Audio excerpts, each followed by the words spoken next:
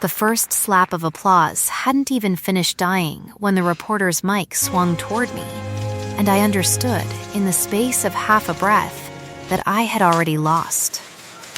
I was standing at the edge of the press line at the Lumen Music Awards, with a spiral notebook pressed flat against my ribs like a shield, because that was what my hands did when the room got too loud and too bright. And the room was very loud and very bright, 60 cameras, 1,000 watts of stage light bouncing off gold statuettes, and 12 feet away, in a column of silver silk that cost more than my father's last surgery, stood Vesper. Not Imogen, not the woman who fell asleep with her face in my hair on Tuesdays. Vesper, chin lifted, jaw set, the version of her that the world had paid for. "Is this her?" the reporter asked, angling the microphone at me like a blade. "The woman who's been photographed leaving your building 3 nights this week? Sources say you two are living together." I watched Imogen's eyes find mine across the gap. For 1 second, one single, breath-held second, I thought she would reach for me the way she did in the dark. The way she did when she thought no one else in the world was watching. Instead, her face went smooth and cold, a door closing from the inside. "I don't know who that is," she said. Her voice carried the way trained voices do, effortless, final, built to be believed. "She's been showing up places. It's a little concerning, honestly. Can we move on?" Someone laughed. Not everyone. Enough. The word stalker went up on 3 different screens before I had made it out of frame. My name typed under hers in a caption that would outlive both of us. I don't remember walking to the parking garage. I remember the notebook corner, cutting into my palm, and the security guard at the door not quite meeting my eyes, and my phone lighting up so fast and so bright it looked, for one absurd second, like it was on fire. 11 months earlier, I would not have believed you if you told me any of this was coming. So, to understand how a woman who used to memorize the shape of my scars could stand under those lights and call me nobody, I have to go back to the beginning. Back before Vesper, back to a night when I still thought my life belonged to a stairwell, and a night shift, and a debt that never got smaller, no matter how many double shifts I stacked on top of it. My name is Sabine Alder. I was 26 years old, and I cleaned the east wing of the Meridian Records building 3 nights a week for $11 an hour, because the songwriting program I'd been accepted into at 19 had folded the same month my father's diagnosis came in, and someone had to pay for the chemotherapy insurance wouldn't cover. I told myself the MOP and the master's program were the same kind of discipline. I did not believe myself very often. The stairwell on the 9th floor had bad acoustics and better ones, depending on which corner you stood in, and I used to sing there when the building was empty. Half songs. Unfinished ones, the notebook open on the fire extinguisher case. I did not know, on the night everything changed, that the stairwell door on the 8th floor landing had been propped a crack by a woman who had locked herself out of a private studio for the first time in 6 years because she could not write the bridge of her own comeback single and did not want anyone to watch her fail at it. I found out I had an audience when a voice said, from the dark, "Say that last part again." The part about the porch light. I nearly went over the railing. When I turned, backlit in the stairwell's ugly fluorescent hum, stood a woman I recognized from 4 separate billboards on my walk to work. Vesper, the girl who never cries, the tabloids called her, because in 6 years of public life, no camera had ever caught her do it. "I'm not supposed to be up here," I said, which was true, and also not an answer. "Neither am I," she said, and something in the flatness of it made me laugh before I could stop myself, and something in my laugh made her come down 2 steps, slow, like she was approaching an animal that might still be dangerous. "Say it again, please." I sang it again. 4 lines about a porch light left on for someone who was never coming back, written for no one. about no one, in a stairwell that smelled like bleach and cold concrete. When I finished, she was quiet long enough that I thought I'd embarrassed us both. Then she said, "I have been trying to finish a bridge for 11 hours, and you just handed me the whole song in 4 lines." And that was the first time I caught her scent under the bleach, bergamot, and something colder underneath it, like flint struck once in winter air. They needed the bridge finished by 6 a.m. for a showcase that would decide whether her label renewed her contract on her terms or theirs.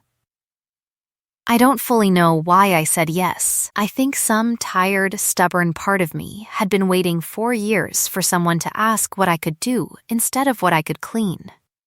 We sat on the stairs until 4 in the morning, taking the song apart and putting it back together, and at 5:52, with the sky going gray outside the stairwell window, we had it.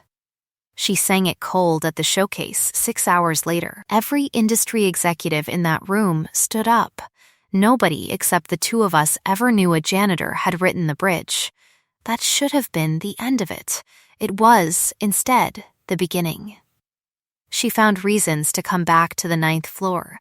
I found reasons to still be there.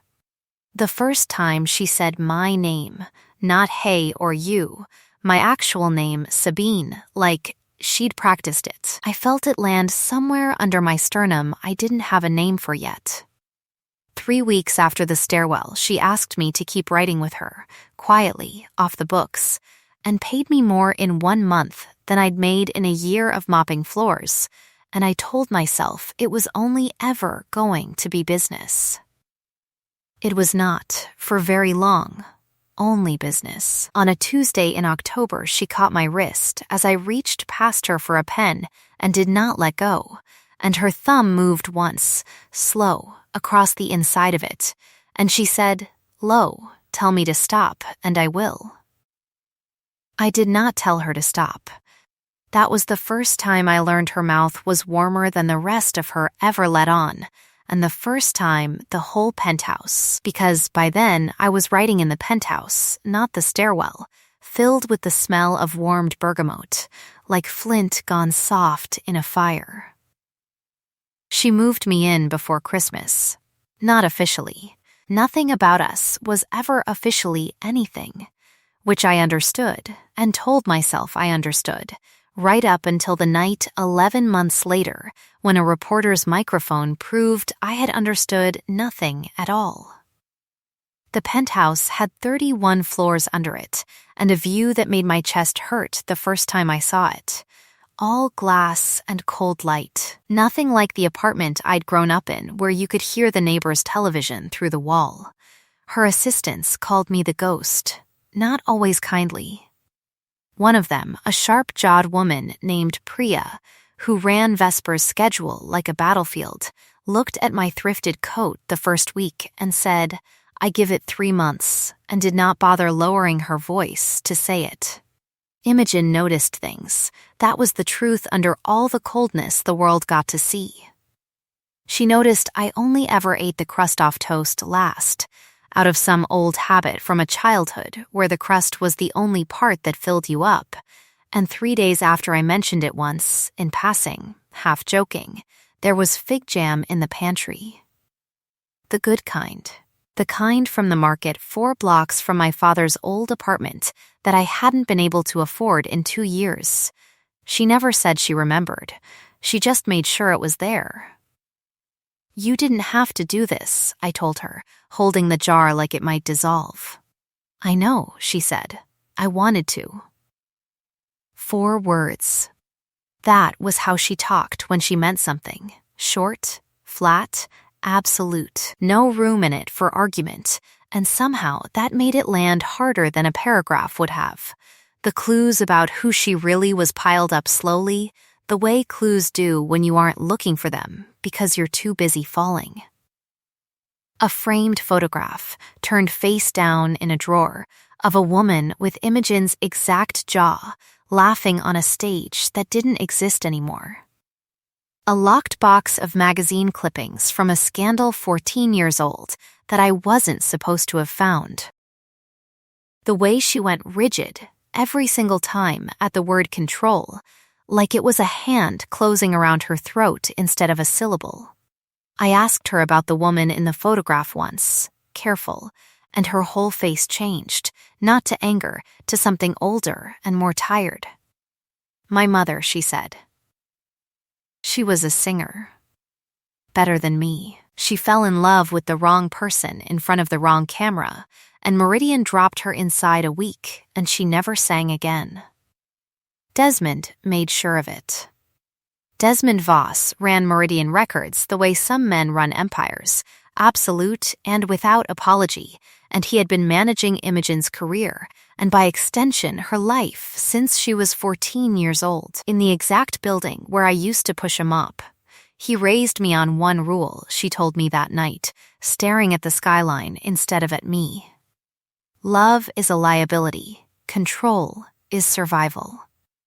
I have believed that rule longer than I have believed anything else. That should have frightened me more than it did.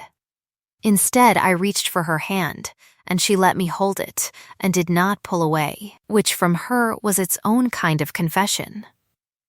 The first time Desmond Voss caught us standing too close in a hallway, my hand on her forearm, her head bent toward mine, nothing more than that, he didn't raise his voice.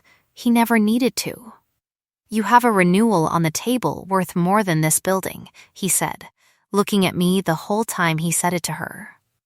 $200 million and a global face contract that requires you photograph as unattached. I would hate for anyone's carelessness to cost you that.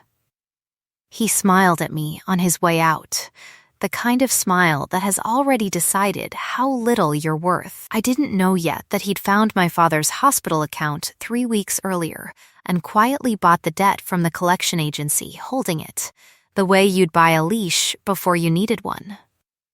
I didn't know, standing in that hallway with Imogen's hand still warm in mine, that the countdown on everything we had already started. 6 weeks passed the way good weeks do, fast and half-remembered. Writing sessions that turned into laughing on the floor at 2 a.m, a night she came home from a photo shoot smelling of someone else's cheap perfume and stripped it off in the shower like it had personally offended her. A morning I woke to find she'd had my battered spiral notebook rebound in soft brown leather while I slept, my initials pressed into the corner. No note, no explanation, because explanations weren't her language. Gifts were. I didn't ask you to do this, I said, running my thumb over the leather. I know, she said, and there it was again, that same flat certainty. I wanted to.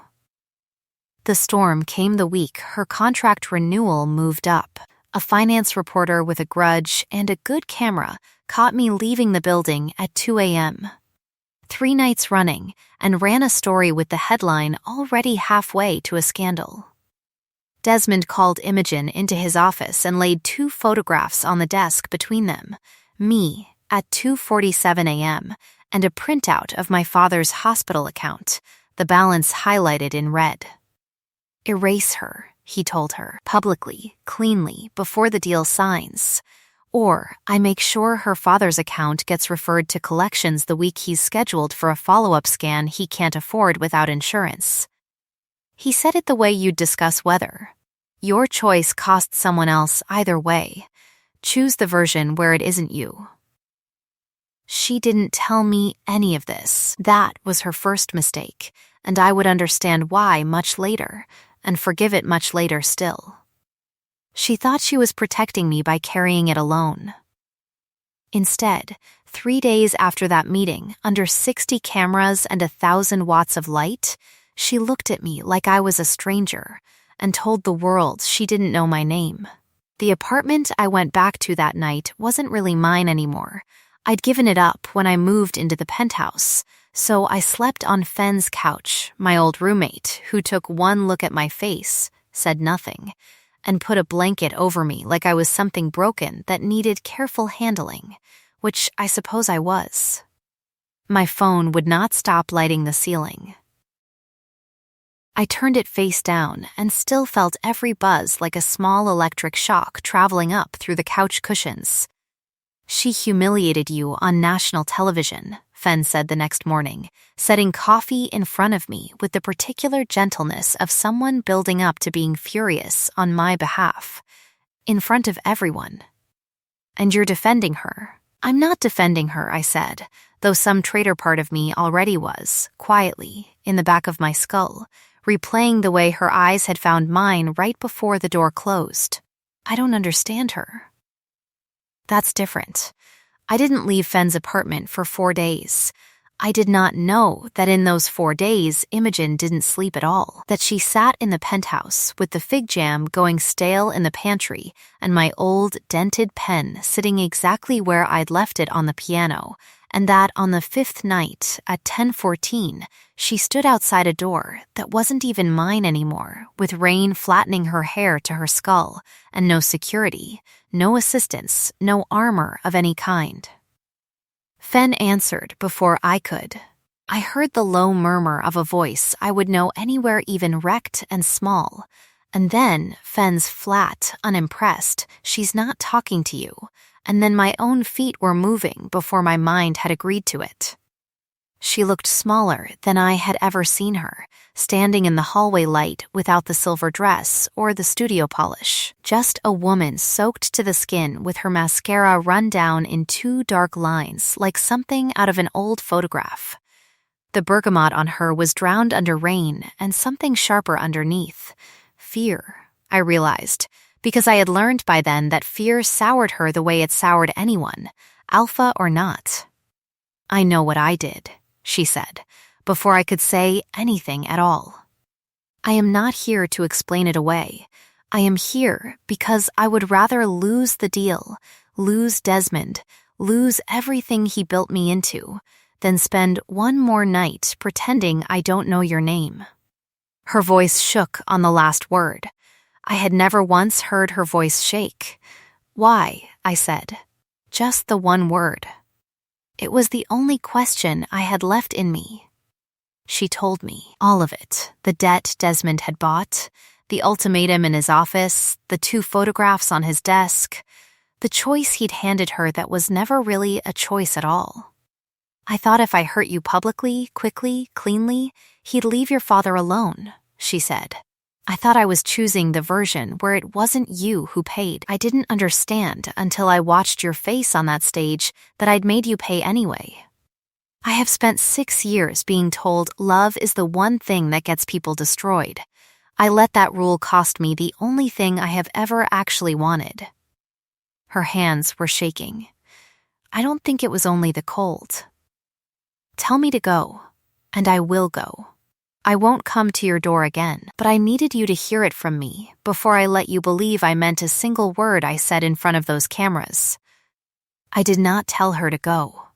I asked her inside instead, out of the rain, and Fen, bless him, forever, disappeared into the back bedroom without a word, the tact of a man who knows exactly when a room needs to be his no longer. We didn't touch that night. That surprised me more than almost anything else that happened. She sat on the far end of Fen's ugly couch with a towel around her shoulders and told me the rest of it in pieces, the way you'd hand someone glass shards one at a time so they don't cut themselves all at once, about her mother, blacklisted at 31 for loving the wrong person in front of a camera, about Desmond, who had raised her from 14, believing that every soft thing in her was a weakness he was training out of a promising asset, about the scandal contract clause that had shaped every relationship she'd ever half-started and ended before it could become anything real. "I have been so afraid of becoming her," she said, "that I became him instead. Cold on purpose.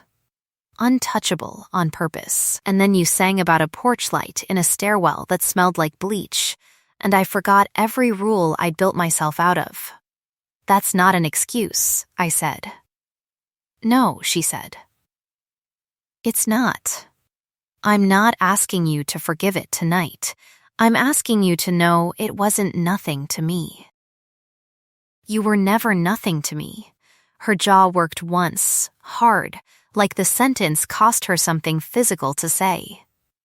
I have never once, in my entire life, waited outside anyone's door in the rain. I did it for you because there wasn't a version of my life I could imagine that didn't have you standing somewhere in the middle of it. I believed her. I want to be honest about that, because it would be a tidier story if I'd made her suffer longer, if I'd slammed the door and let 3 more parts of misery go by before I softened. I didn't. I believed her the way you believe weather when it's already raining on you. But belief wasn't the same as safety, and Desmond Voss was still out there holding my father's debt like a leash, and nothing about that night solved anything except the ache in my own chest. He'll come after both of us now, I said. You defied him the second you knocked on this door. Let him, she said, and something in her voice had gone from small back to the register I recognized, low and absolute, the register of a woman deciding to stop being afraid. I have spent 6 years protecting an empire that was never mine to protect. I would rather burn it down with my own hands than let him use it to hurt you again. We didn't sleep that night so much as sit together while the storm outside wound down to nothing, her head eventually finding my shoulder somewhere near dawn, her scent gone warm again under the rain smell, bergamot and something almost sweet at the edges of it, which I would learn, later, was what she smelled like when she finally felt safe. 12 days after that, we were still hiding, still bracing, still gathering what we would need, because a man like Desmond Voss does not simply accept defeat because 2 women found each other in a hallway at 10:14 at night. He needed to be beaten in the place he'd built his power, in front of the people who'd laughed the loudest at the clip of Imogen calling me a stranger. I had exactly one weapon he hadn't accounted for, and it was the same one that had gotten me into this life in the first place. I remembered everything. Every session, every late night, every song I'd ghostwritten with no credit attached, and buried in an old cloud folder from my cleaning crew laptop, because habits die hard, and I had never once, not one single time, deleted my drafts, were time-stamped files proving I'd co-written 11 of Vesper's biggest songs starting 8 months before Meridian's official contract renewal, files that also happened to contain, in an email thread I'd forgotten I'd been copied on, Desmond's own assistant confirming the purchase of a hospital debt under my father's name 3 weeks before the humiliation aired. He kept a paper trail, I told Imogen, staring at my laptop screen at 2 in the morning while she read over my shoulder, her hand braced on the back of my chair, close enough that her scent settled over me like a second skin. Men like him always do. They don't believe anyone beneath them is smart enough to read it. Then we let him believe that, she said, right up until we don't. The plan we built was simple and required exactly one thing Imogen had never done in 6 years of public life: tell the truth on a stage instead of a story. Priya, of all people, was the one who made it possible. The sharp-jawed assistant who'd once given me 3 months found me alone in the penthouse kitchen the week before and said, without preamble, in 6 years I have never once seen her come home smelling like rain and stay in someone's clothes till morning. Whatever you did to her, don't undo it because of him. It was the closest thing to a blessing I ever got from that woman, and I have kept it. All these years, exactly as carefully as I kept the leather notebook. The counterattack landed at the one place Desmond Voss couldn't control the room, the live broadcast of Meridian's own anniversary gala, 3 weeks after the door, 3 weeks after the rain, in front of the exact cameras that had carried Imogen's cruelty to the whole world the first time. She took the stage not to sing, but to speak, and I stood in the wings with the leather notebook in my hands because she'd asked me to be close enough to see, and because some part of both of us understood this ending needed a witness who'd survived the beginning of it. 11 months ago, I stood in a stairwell in this building and heard the best songwriting I have encountered in my career," she said, into a microphone that had never once carried an unscripted word from her in 6 years. "I built a comeback on it. I built 6 more singles on it. And 3 weeks ago, I stood in front of many of you and called that same person a stranger. Because the man who runs this label bought a stranger's father's medical debt and used it as a leash."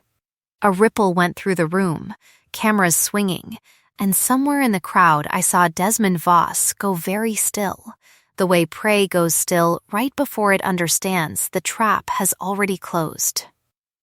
"Her name is Sabine Alder," Imogen said, and for the first time in 6 years of headlines, her voice cracked open on camera, live, uncut, exactly the thing the tabloids had spent a decade insisting she was incapable of. "She co-wrote 11 songs on my last 2 records with no credit and no contract, because crediting her would have exposed that I loved her, and loving her was against label policy." She held up a folder, the files, the emails, the timestamps, everything I had never deleted. "This is proof. All of it. I would rather lose every dollar this deal was worth than spend 1 more year pretending the best thing that ever happened to my music was nobody." Desmond Voss did not go quietly. Cornered on his own stage, in front of his own investors, he did the thing cruel men do when the room turns on them. He sneered instead of apologizing. "She's an omega who mopped floors in this building 18 months ago," he said, loud enough for the front rows to hear, not yet understanding the microphones were still live. "You're going to hand her credit on a career worth 9 figures because you're sentimental about someone who scrubbed your toilets?" This industry runs on control. It always has. Omegas who forget their place cost everyone money, and I built this company making sure they remembered it. The silence after that sentence had a texture to it, thick and total, the sound of a man finishing his own execution in real time. I watched the board members' faces change one by one. I watched security move toward him instead of toward us. I watched, later that week, headlines that used my actual name for the first time, next to words like credit and lawsuit and criminal referral. Because it turned out buying a private citizen's medical debt as coercion was not merely cruel, it was a matter for prosecutors, and Meridian's own legal counsel moved to distance the label from him inside 48 hours. There was a moment in the chaos after his sentence finished landing when Imogen's hands curled at her sides and something old and dangerous moved through her. I recognized it, because I'd felt an echo of it myself, that pure animal wish to make someone pay in full for every hour of fear he'd cost us both. I stepped up beside her on the stage, notebook still in my hands, and put my palm flat against her sternum, over the place where I knew her heart was going too fast.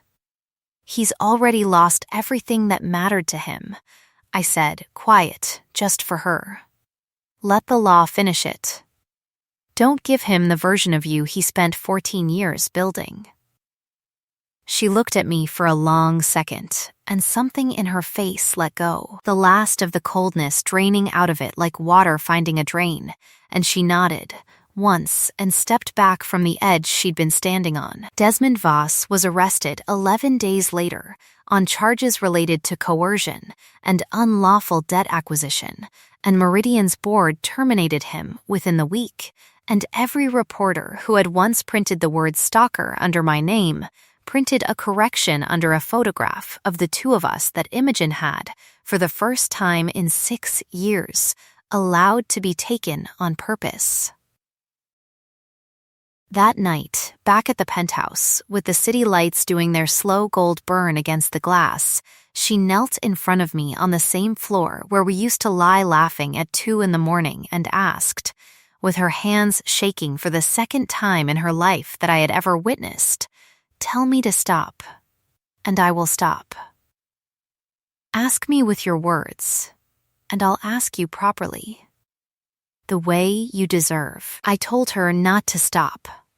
She asked anyway, out loud, plainly, no trained voice in it at all, asked if she could mark me, bond me, make permanent the thing we'd been hiding for a year, and I said yes with my whole chest, and the bite, when it came, did not feel like losing anything.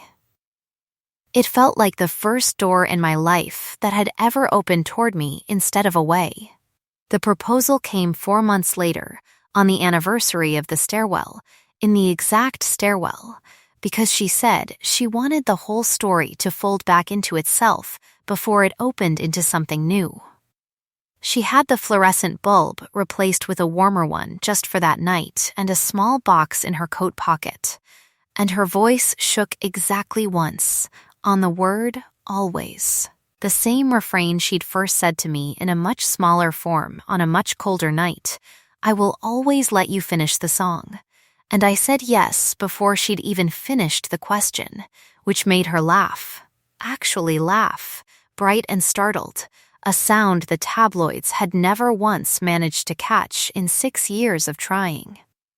We married in the spring, small, no cameras. A courthouse, and then a dinner at Fenn's apartment with too much wine, and Priya crying into a napkin and insisting she was allergic to something. Miss Petra, who had helped raise Imogen after her mother's blacklisting and had watched her build every wall she'd ever built, held both our hands afterward and said, "In 20 years, I never once saw her wait for anyone at a door." I want you to know what that meant before either of you forget how rare it was. I have not forgotten. I don't think I ever will. A year on, my father's medical debt long since erased, his scans clear, we stood together at the Lumen Music Awards again. The same stage, the same lights, and this time when the microphone swung toward me, it was to ask about the album. Credited. This time. To both our names, and I answered with my hand in hers instead of a notebook pressed to my ribs like armor. Somewhere backstage, in a frame on the wall of the apartment we finally called ours, the old spiral notebook sits in its rebound leather cover next to a framed photograph of a woman standing in the rain at 10:14 at night, soaked through, refusing to leave. I think about that stairwell often. The bleach smell and the bad fluorescent light, and the version of me who thought the only songs worth writing were the ones nobody would ever hear. I was wrong about that, the way I was wrong about a lot of things back then. Being loved, it turns out, was never about being flawless enough to deserve it. It was about being seen clearly, finally, by the one person willing to burn down everything she'd built, rather than keep pretending she didn't see you at all. The end.